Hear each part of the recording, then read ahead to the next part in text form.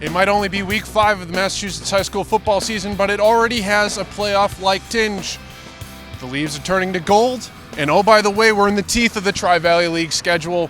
For your week 5 ESPNBoston.com high schools preview, we're here at Westwood High School, where the Westwood Wolverines will take on the Holliston Panthers. As always, I'm Scott Barboza, joined by my compadre Brennan. Brennan, this is a big one, again, early on here in the season. Yeah, a lot of these Thanksgiving games have been going on the first month of the season. I went to a great one last week, Plymouth North, Plymouth South, and they packed that place out. As I said last week in a column, the good ones will come out no matter what time of year it is. That is very true. I expect a big one here tonight. Friday night, rather. We're getting a little ahead of ourselves. A little ahead of ourselves, but no, I mean, it's one of those classic rivalries around this area. You don't really have to say much, and as we were talking to the coach a little while ago, you don't have to say much that week. You don't have to have that big pep game talk. It's Holliston week. Remind you, folks, of course, this segment is brought to you by our good friends at Sports Authority and Bay State Games. Sports Authority, all things sporting good, are proud supporters of the Bay State Games, the state's largest amateur athletic festival. Now, Brennan, let's get into the meat and potatoes here. We always know this Holliston offense is so interesting to watch year to year, their progression. But, man, Zach Atkinson is really setting the world on fire this year. Yeah, I did the math today. Well, I had some time here. He is averaging a touchdown for every 2.8 touches. That's some Armani Reeves stuff from a couple of years ago. If you remember, our offensive player of the year, now returning kicks for Ohio State. He's averaging 21.3 yards per touch. So he's 2 first downs every time he touches the ball, and he does it in a multitude of ways. He's scored in 4 different ways this year: interception return, kick return, receiving, rushing. Kid does it all. Interception return. Yes. So I mean, wherever you put him in space, he seems to do a nice job. I know he had a ridiculous catch last year against Norton. He had it one-handed in stride. Didn't break a sweat, it seemed like. This is a guy that they're going to get going in multiple ways. But really, that whole junior class there, Nick Athey, James Belomo, he's a big back, 6 foot, 205 pounds, obviously some pedigree. Matt Some Belomo, familiar former names. Gatorade Player of the Year a couple of years ago. I don't think these guys get enough credit for how much of a dynamic offense this is. We talk about the war tempo, obviously, and that double wing package they go to in the red zone. This team is averaging 40 points a game. That's tops in the state. And 380 yards of offense. It's pretty split down the middle between rushing and passing. But at the forefront of it, you can't ignore what Elkinson's doing right now. He's just such a dynamic player no matter where you put him in space. And, of course, talking about offenses, Bo Berluti setting a pretty good pace here himself, taking over a quarterback. 4 touchdowns last week, 3 by the pass, 1 by the run. What are we going to see here from this Wolverines offense? Yeah, it's an interesting mix to having Bo Berluti under center. He was such a dynamic force, obviously, last year at receiver. They got him going everywhere. Vertical, running those out routes, coming across the middle, the screen game.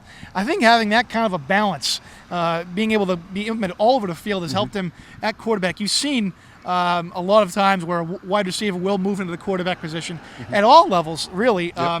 Antoine Randall goes from quarterback to wide receiver. You've seen guys like Drew Bennett in college go from wide receiver to quarterback. You mentioned Julian Edelman going from wide receiver to quarterback to wide receiver. It's a common switch, really, for when you think about it. And he's got 5 passing touchdowns right now. I think 2 rushing touchdowns. I think just knowing people's responsibilities on all of these different types of passes helps them get acclimated and helps them with the timing with his receivers. And that's very crucial, obviously, what they do, that pistol offense, and a lot of misdirection out of that. I really enjoy watching this kid. And here it is from the quarterback, Bo Berluti. Bo, when you look at this Holliston defense on film here, they're usually a team that likes to mix things up on both sides of the ball. They come at you from a plethora of angles, different areas, pressure coming to and fro. How difficult is it to prepare for a defense like this?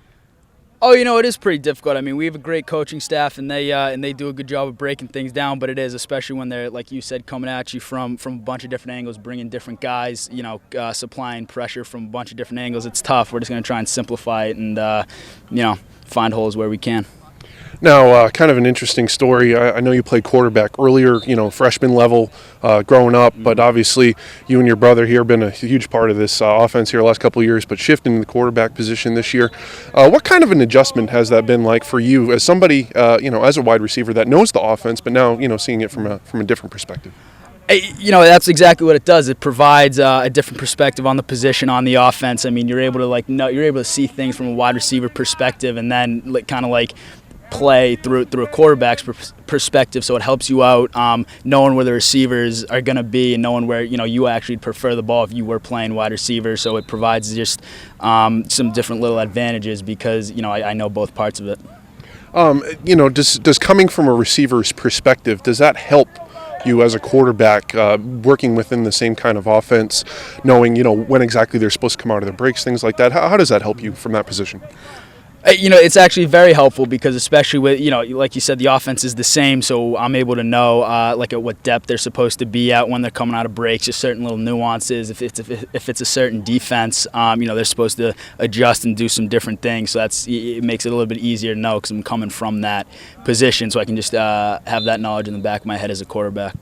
Now talk about some of those guys that have helped you out on the perimeter this year. Obviously, you guys like to come with the pistol a little bit. You get into your ground game, and the pass game kind of works off of that. But how have those receivers really come together here in the early going? Oh, we just have so many great guys who have stepped up and just kind of emerged. I mean, you have Chris Hanley, who's really come on at the start of the season, really saved me a couple of times against King Philip. We've had Connor DiVincenzo, who's been a 3-year starter, and he's just consistently played really well. And then we have another sophomore, Jimmy Fallon. And then we actually have a couple guys injured that would also help. So we just keep doing a good job of getting some guys who can really play, and that that always helps when you have weapons. I mean, a quarterback's only good as his receivers, some people would say. So it's certainly helpful to have them. Thanks very much, Bo. Now, Brennan, let's take a look at this Westwood defense. Talking to Coach Manti off camera a little bit earlier here, he said he really likes this linebacking core, including Scott McManus that we'll get to here in a second. But what are going to be the keys for this group to, again, as we talked about off the top, Matthew J. throwing balls all over the place too. How are they going to be able to slow down this Panthers offense? I think they're going to have to disguise a lot of their coverage. They're going to have to make the offensive linemen guess, because the way Holliston likes to run it in between the 20s, they have to keep it outside of the box.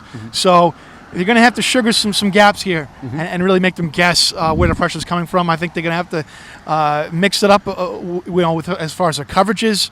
Holliston is a team that scouts well typically.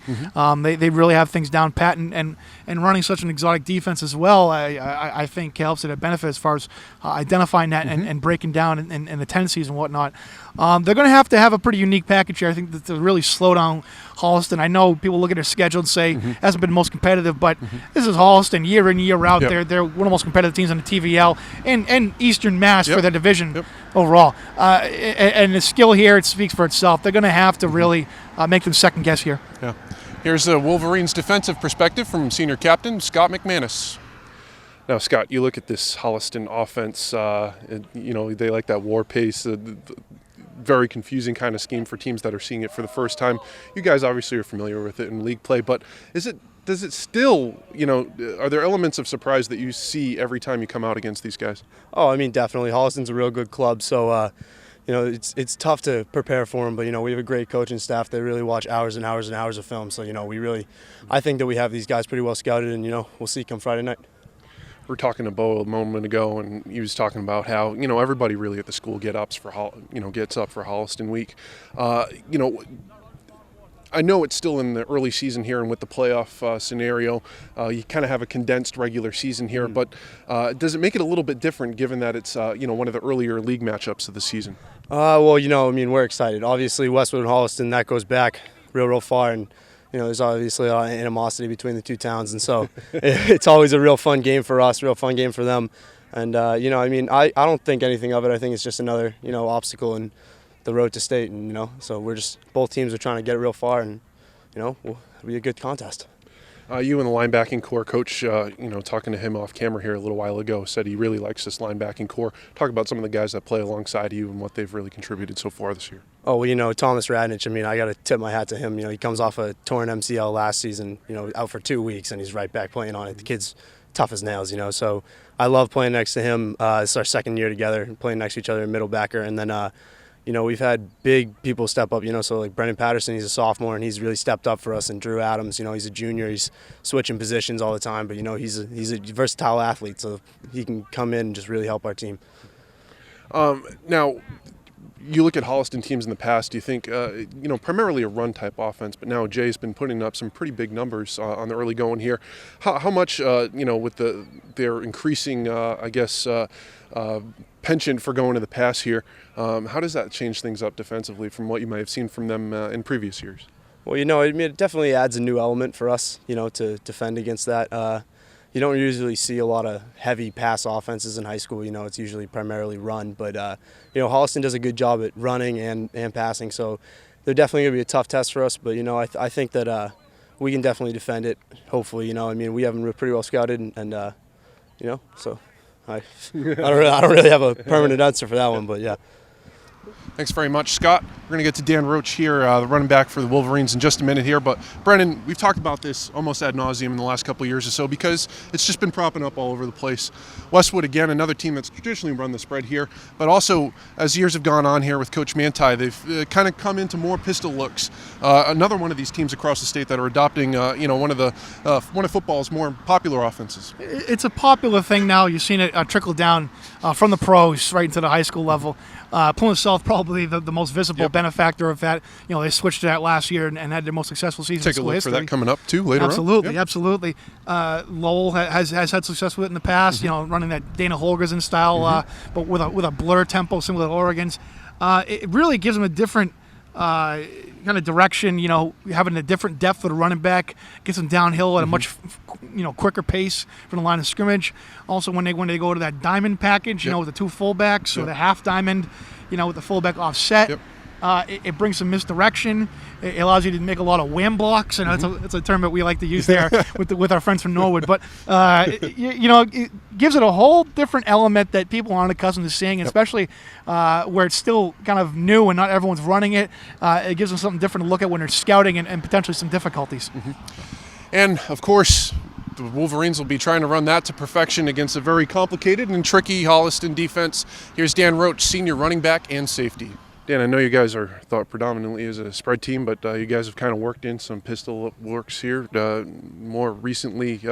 For you as a running back, how much do you enjoy playing in a with a blocking scheme like that in front of you?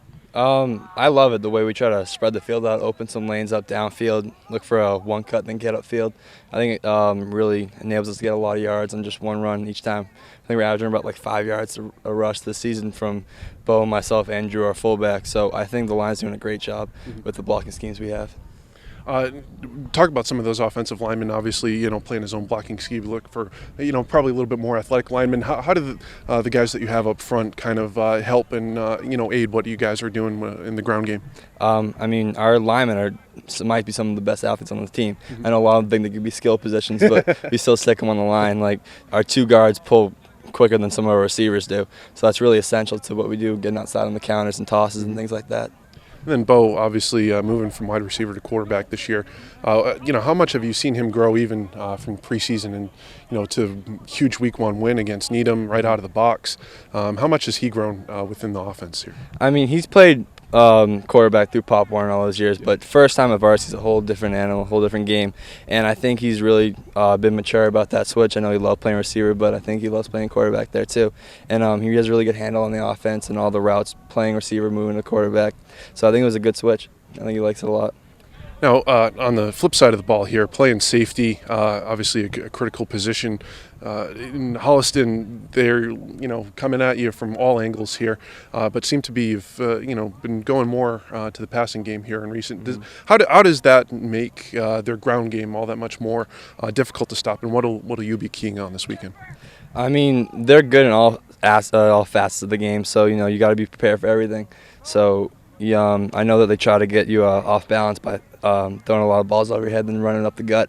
So we just got to be kind of cognizant of everything they're running at us. Thanks very much, Dan. We'll wrap it up with Coach Manti in just a minute here, Brendan. But again, as you mentioned off the top, a lot of these Thanksgiving Day rivalries have kind of crept up in the schedule here and obviously still being preserved on Thanksgiving in many places here. What does it add for these teams? Obviously, this is a game with real playoff implications down the line. Yeah. Well, aside from the playoff implications, I make this point sometimes with people when they say I'm apples and oranges, but frankly, 2 years ago when Alabama played LSU twice, was the build to the second game not bigger than the first game, first time around? Slightly larger. Go back to the 90s when Florida and Florida State played twice in a row. Was the build to the next game any smaller than the last one? Not so much. So these guys will see each other on Thanksgiving. This is a really good tune-up. This is going to be a good warm-up. Obviously, the points are big here. with the way that these divisions in 3 and 4 and 5 have kind of played out. But yeah, I don't see why this can't have potential to be bigger in 2 months. Yeah, there you have it. We'll wrap it up with Coach Ed Manti. All right, Coach Manti, we were talking about it off camera earlier here, but Holliston, a lot of trickeration, I think, on both sides of the ball. Obviously, you guys have an idea what's coming, but how much in a matchup against a team that operates offensively and defensively as they do, how much is it really just executing on the night of the game? Yeah, that's the word of the day is execution. They're certainly dynamic. They've been doing it for many years, and so they know what they're doing over there. It's about executing. We kind of have a good idea of what's coming, like you said, but the kid's got to perform it on the field. So I mean, you can drop the best X's and O's unless you do it on the field. It's not going to matter. We were able to do that last year on Thanksgiving for the most part. They still burn us on a couple just because they are that type of team. But if we execute, we got a good chance. A kid like Zach Elkinson, who's done so many things in so many different arenas from them.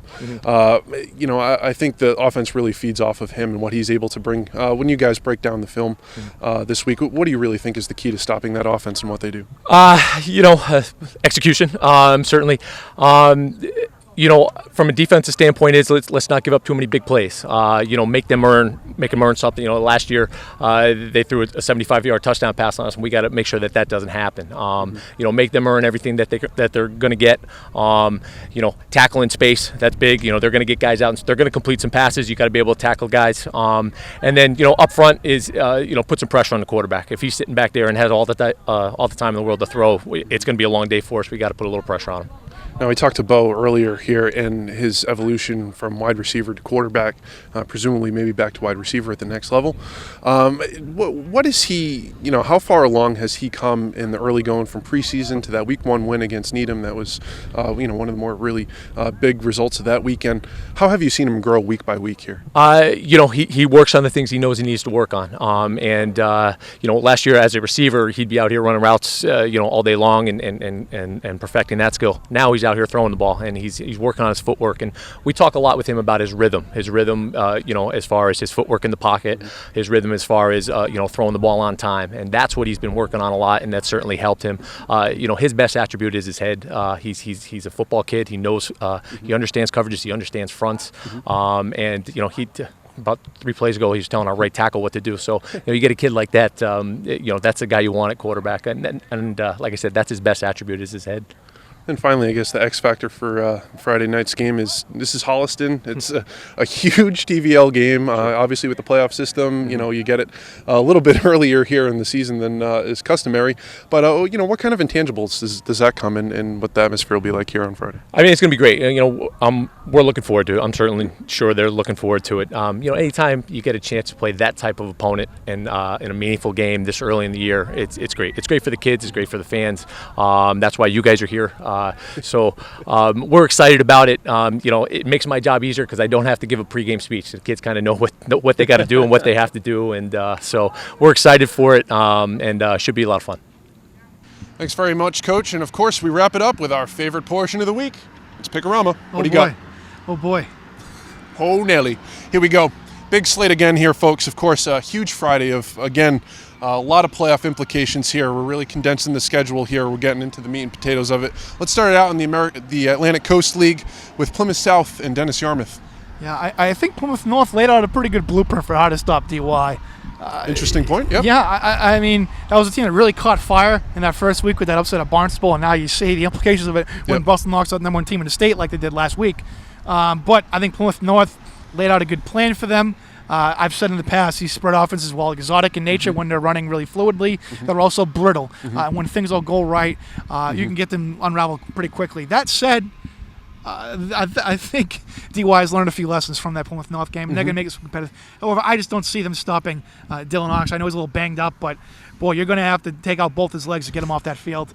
Plymouth South 24-14. Seemed like from what Dylan told you last week that I don't think there's any shadow of a doubt that Very he's passionate talking about playing through pain. I think he's going to play this week. And it's such a taboo topic with playing through pain, but boy, that guy seems to be immune to it, like the Wolverine or something, And for that reason, I'm going to put no reason to get to pick against Plymouth South here, but I think it's going to be a low-scoring affair. We'll call it 14-7. Let's go to the Catholic Central Large. Now, you saw one of the other key small division games there last week, but Bishop Fenwick and Cardinal Spellman coming in here. I think there's some real offensive talent on both sides of the ball here. Yeah, Spellman, obviously, everyone immediately looks to Rory Donovan, the 6'6" tight end / wide receiver, kind of flex role, similar to what we see with Brendan Hill over at Mansfield. Similar role there, different offense, obviously. I think that the underrated portion here is the rushing attack of Fenwick. Rufus Rushins, I've been saying for a while, is a prospect to see in 2015 class. He is a big back. You see him in person. He is a big boy. He's tough to take down. He leads the team in rushing. He's had over 100 yards the last couple of weeks each game. I see that continue to pick up steam here. I think they put points on the board. I see Fenwick winning 28-17. Yeah, I think the Cardinals are going to have a hard time contending with Russians, but I think ultimately they have enough on their side of the ball. We'll call it 32-27. Let's go to a non-league match here, one again that we always look for year in, year out. Brockton traveling to BC High. What can the Eagles do to get on board and come up with potentially a make or break kind of affair here in Division I South? Yeah, logic says to take the boxes in this one, looking at BC High struggles up to this point. And, of course, there have been a couple matches that BC really needed the points, the way D1 South is looking right now. But I do think this matchup favors BC High a little bit. They don't have to defend the pass quite like they did against Barnstable or any of these other spread teams that they've faced. I know Andover for lengths even gave them some problems a couple weeks ago. And Brockton, they not that they've looked shaky. I think you were expecting a bigger margin of victory maybe against CM, or maybe they just cleaned things up after losing to St. John Shrewsbury the week prior. But I think this matchup does favor BC High. They're coming off a bye week. And, of course, it wouldn't be B Hall will hold me back without a little bit of me picking against the grain here. But give me BC High pulling it out in the end, getting a much needed victory here, 18-16. Big time. I just look at the matchup inside of the tackle box. I think the Boxers can really control the point of attack here. I'm going to go with the Boxers and call it 30-21. Let's go to the Hockomock Kelly Rex. Obviously, we had a huge slate there last week. No difference again this week. Number one, newly crowned, anointed, whatever you want to call it for at least another week, Mansfield. Another top 25 battle here with Attleboro coming in. I don't see Mansfield losing this one, but I do see them struggling. I do think they're going to get stagnated. I think Attle's going to take them out of their comfort zone. But the best athletes, the best players in the state, they know how to get comfortable when it's uncomfortable. And nobody does that better than Kyle Wisniewski right now at quarterback. You see the way he rallied them against Dunbar, the way they kind of maintain control the whole time against North Attleboro. I don't see them losing this one, but it's going to be a fun game to watch. Both sides of the ball for both teams. Attleboro's got some really underrated players on that defensive line. I got Mansfield here 20-13. I think the most encouraging sign for the Blue Bombardiers coming out of last week was the defensive turnovers were absolutely huge for them coming away with that win against Franklin. But still, I think the Hornets just a little bit too much to contain there. There'll be some points on the board in this one. We'll call it Mansfield 42-38. Let's go to the Patriot League. This is supposed to be the big unveil for the Hingham home crowd there. It's going to be played at Scituate High School actually on Friday, but another big one, is this the year that they finally knock off Duxbury? I think if there's any year, it has to be this year, right? But we say that every year about Duxbury when you think about it. Hingham always gives them a really good shot. They give them the best shot every year. But Duxbury always seems to sneak out in the end. They've always got some good talent in the line. And Grant Kramer, I think he can handle people at the point of attack in this one. But it's going to be close. I got Duxbury 10-7. It's going to be an ugly game. Yeah, I'm thinking the same exact thing. I'm going to go with the Dragons, though. They hold on. I'm going to call it 13-10, a last-second field goal there, continuing a trend from last week. Let's go up to MVC land. Haverhill and Methuen, again, just rolling right along at 4-0 very quietly here. Well, what would be an MVC game without a high-scoring affair? And you get two very, very nice-looking offenses here. Haverhill gets a lot of attention because of the sophomore Ian Kessel, one of the best all-purpose backs in that class, and one of the leaders in all-purpose yards. He has 224 receiving, 330 rushing, with 8 touchdowns, I believe. And then Methuen, boy, they're off to a hot start, aren't they? 4-0. Austin George Williams, really been one of the big surprises in the first half of the season. They're atop the Division I North standings right now. Who would have thought that? A month and a half ago. Looks a little wide open right now, too, folks. Doesn't it? But this is where they come back down to earth. Yep. I don't think their schedule is challenging quite the way the other teams in that bracket have, and I think Haverhill gives them their best challenge yet. Give me the Hillies 35-30. This will be my quote-unquote upset special of the week. I'm going to go with the Rangers. It's going to be a close one-possession game. We'll call it 28-20. Let's move to Central Mass. Obviously, really one of the big games on this week's slate. Neshoba trying to run their state-best winning streak to 30 games even, but they got to go through St. John's Shrewsbury. Yeah, and that's going to be a tough road to go through. St. John's has traditionally won this matchup in the past, obviously with much different personnel, much different offense. But you look at the way that St. John's likes to run their offense. They like to run quick possessions. They like to get downfield in a hurry. They got some terrific talent. We talk about Andrew Smiley, Dave Von Jones, but how about Mike McGillicuddy? Yeah. One of the breakout stars of the first half Unbelievable. here. How about that kick return last week? Unbelievable kid. Yep. But he's a leading receiver right now. They get him going on a lot of screens, but also some pick plays, getting them deep, as you saw last week against Fitchburg.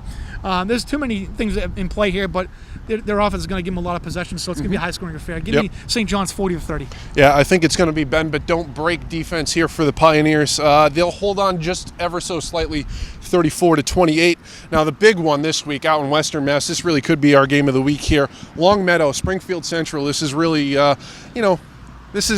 the best team in Western Mass? You can pretty much find it in this game. I think you have to play a special brand of football. You have to play flawless, perfect football to hang with these guys out in Western Mass this year. No disrespect to anybody else out there, but you look at what Central has done. They have not a point since the Everett loss in opening week. Last 8 quarters, they've outscored the opposition 98-0. That is just efficient. And they're doing it basically only having the starters in for a half, 3 quarters at most. Yeah. Cody Williams, if it weren't for Trey Flutie, Drew Smiley, Neil Connor, some of these other guys, we'd be talking about him a lot more.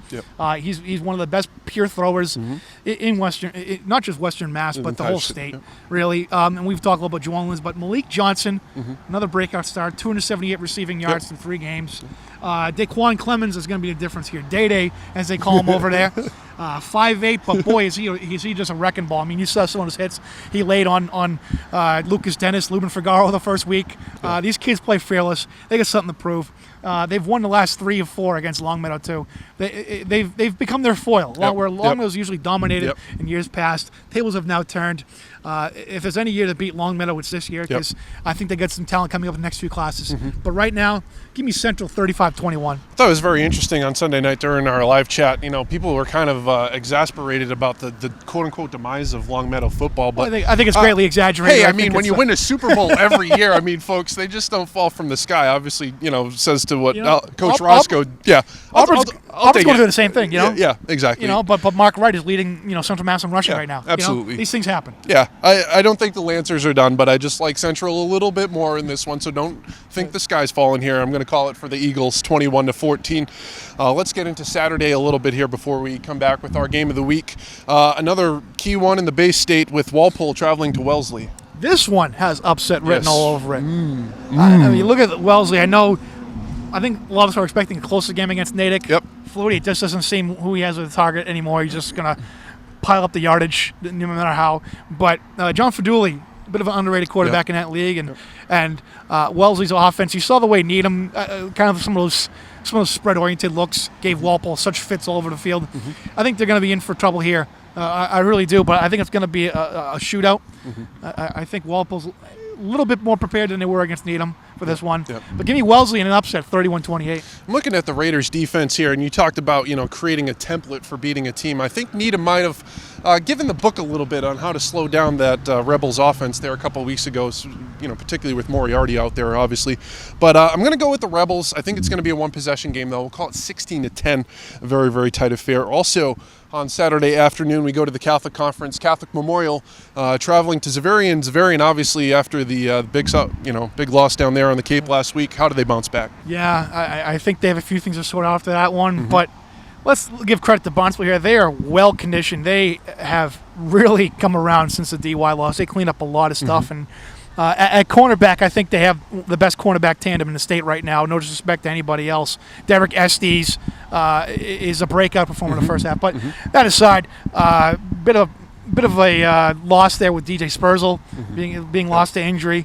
But this is a deep Xaverian squad. I think they'll compete with, now that St. John's Prep loses Johnny Thomas, I think that the Catholic Conference is wide open again. And I think Xaverian's going to pick up some points here. Give me Xaverian winning this one 30-17. Yeah, a big one on the bounce back week here. Obviously, we're talking about, Kevin Bletser's really been just coming at it from all angles and just really creating havoc for that CM defense. But like the Hawks offense, just a little bit more. We'll call it 34-21. Let's pick up with some ISL action here from Saturday as well. Lawrence Academy traveling to Milton Academy. Yeah, what can you say about Lawrence Academy that hasn't already been said? They get such talent on the perimeter.